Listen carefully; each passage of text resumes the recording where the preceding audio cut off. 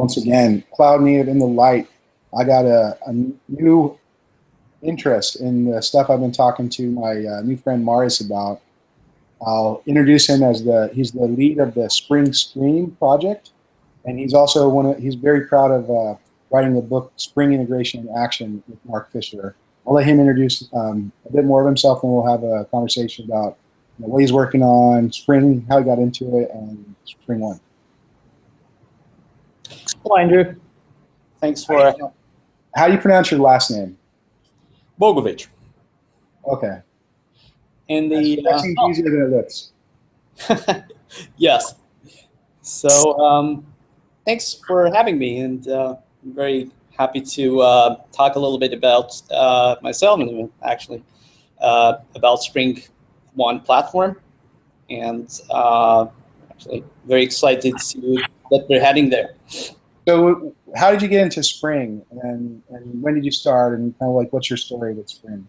Well, it's funny, like I've started as a Java enterprise developer, so classic story of J2EE, kind of taking it to the limit where you actually feel that it's obviously trying to do the work and trying to do everything you can with it, but it felt a little bit clunky and hard to use. And I think around 2003, one friend actually lent me the Rod Johnson's book, and read it, and I found a lot of great ideas, and I kind of followed the framework. I started actually using it a little bit later, in the more around 2004, 2005. Kind of a classic Spring Hibernate architecture, and the wording you used when we had the earlier conversation was you felt let down by EJBs. Yes, I mean it's not. It's basically the like the J2EE model itself was. It tried to do. It had the right ideas in the sense that it tried to help you. Basically, it tried to do the work for you, but the way it did it, it wasn't very friendly. Like, for example, the notion that you have transactions managed by the container, for example, was definitely something that helped a developer. The way it was managed in J2EE wasn't very useful. So that's basically where something like Spring, which brought let's say the concepts of Java, like the concepts that J2EE was trying to put in practice, and try to apply them into a more lightweight and developer-friendly fashion that was essentially the appeal of Spring. So describe for everyone listening, what is Spring Stream? SpringOne Stream is a message-driven microservice framework. So the idea is that obviously there is the current trend, right? There is microservices are probably a very used word nowadays, and one of the things used and abused is what I would say. Sorry? Used and abused is what I would say. Yeah, you could say that. I mean, definitely see that there.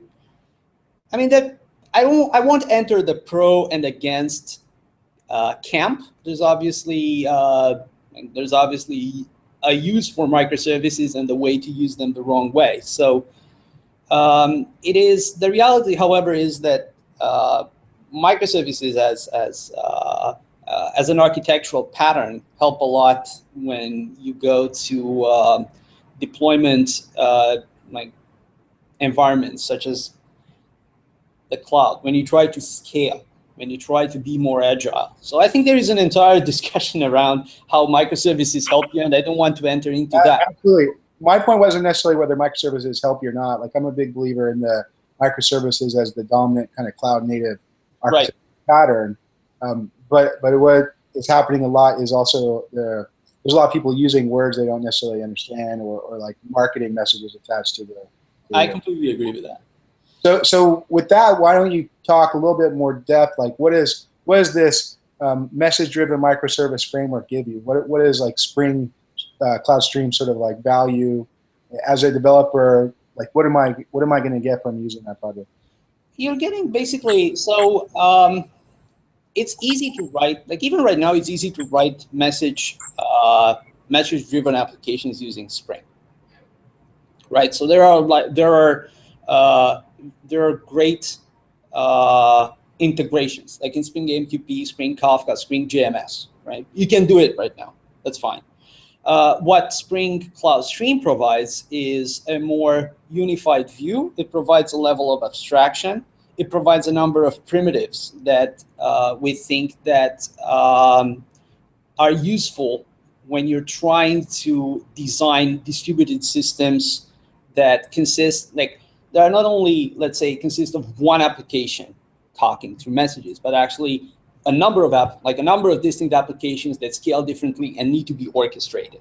So that kind of uniformity, I think it's the strength of Spring Cloud Stream, that it has a unifying experience when you write microservices that talk over RabbitMQ, that talk over Kafka, for example, and then it's you don't necessarily have to reason about the end system, and also having that kind of uniformity means that you have a contract that you can use as a higher level. So Spring Cloud Stream, for example, is part of a larger ecosystem. It's actually something very I know the answer, but maybe describe a little bit of that ecosystem for everyone listening. Exactly, yeah. So it's one of the, so Spring Cloud Stream is one of the 3 projects that came out of Spring XD. It's let's say it takes care of it's the programming model for as I say, for long-running event-driven applications. The other 2 projects are Spring Cloud Tasks. That's a programming model for short-running jobs. And then the above them is basically Spring Cloud Data Flow, which has the orchestration and deployment layer. So where it helps is basically you write your applications using the primitives of Spring Cloud Stream. You kind of reason at that level, and then you can describe large topologies of such applications in Spring Cloud Data Flow, and then you can rely on Data Flow deploying them on different types of platforms, like locally or on Cloud Foundry, for example. Like, you don't need to go and manage each of these applications individually. You just let the orchestration layer do that for you. So one of the things I said at the beginning of this one is that it would be hard to keep it short. There's a lot of things that I think are really fascinating about this topic that I'd love to explore maybe in a longer format. So then, just to kind of like bring a fine point to it, what are people going to see you present at Spring Cloud Platform or SpringOne Platform?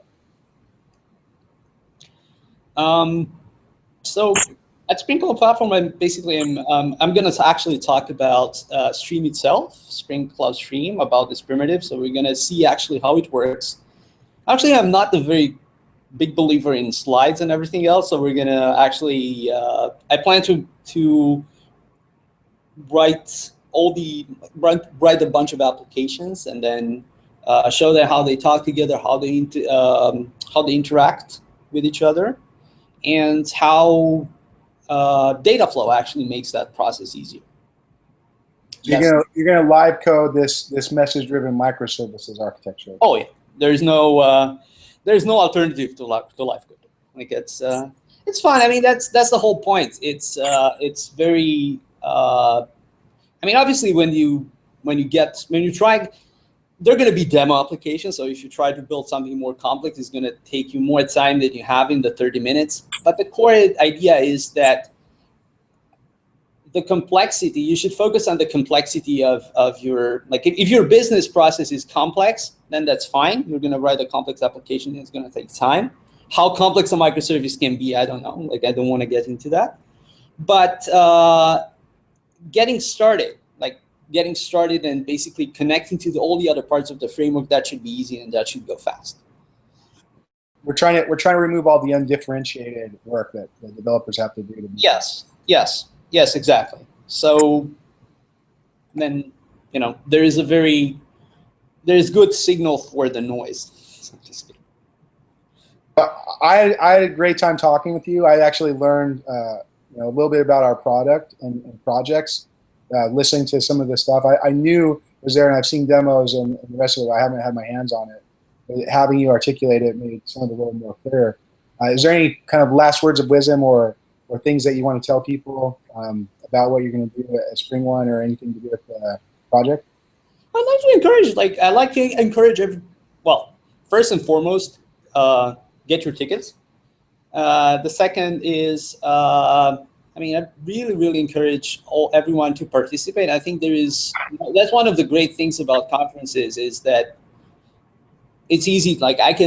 You can do live coding even in a webinar or anything like that, but interacting and participating, like the Unconference, for example, that's a fantastic place to take part in, right? So I would really encourage everyone to get as involved as possible and to communicate as much as possible.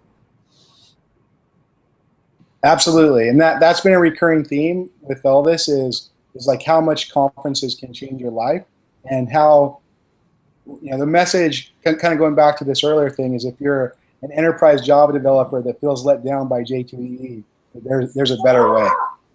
Yeah, I think definitely, and J2EE is way in the past now. But that's the whole thing. Is that what always attracted me about the Spring ecosystem is that it tries to solve the current problems in the best way possible, and tries to stay always in the to keep up with the times and try to take on new challenges. Like the problems that I've solved 10 years ago, for example, migrating to Spring are not a problem anymore. But there are very new things. Like, as I said, for example, message-driven microservices is a new trend, and it's a new trend for a reason, and it's an important, a very modern concern, so to speak. So we're trying to solve these types of problems too, and to get there. All right, I think that's good. We'll end it here, and then we'll talk again in Vegas.